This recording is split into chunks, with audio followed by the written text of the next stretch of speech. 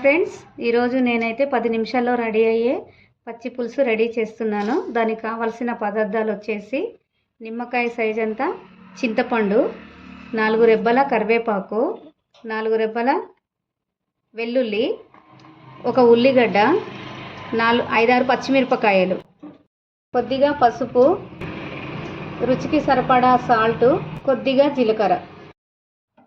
ముందుగా గ్యాస్ వెలిగించుకొని బాండి పెట్టుకున్నాను. ఇందులో ఒక 3 టేబుల్ స్పూన్ల ఆయిల్ వేసుకుందామండి. ఆయిల్ అయితే హీట్ అయిందండి. ఇప్పుడు ఇందులో మనము పచ్చిమిర్చి వేసుకుందాము. వీటిని 2 తుంపులుగా చేసుకుందాము. 2 తుంపులుగా చేసుకుందాము వీటిని, లేదు అంటే అవి మనకు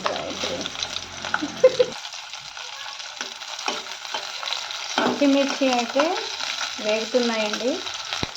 ఇందులోనే మనము కొద్దిగా కరివేపాకు,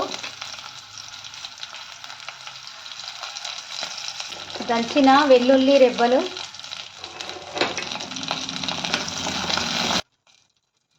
కొద్దిగా జీలకర్ర,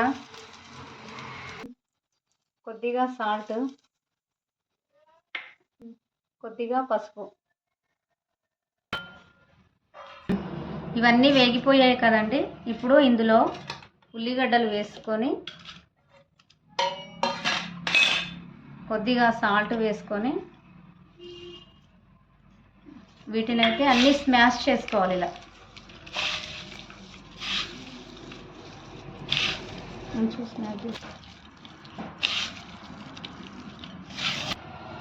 ఇది మొత్తం ఇట్లా స్మాష్ చేసుకున్నాం కదండి.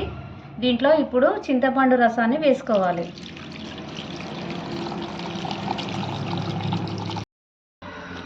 పచ్చి పులుసు అయితే రెడీ అయిపోయిందండి.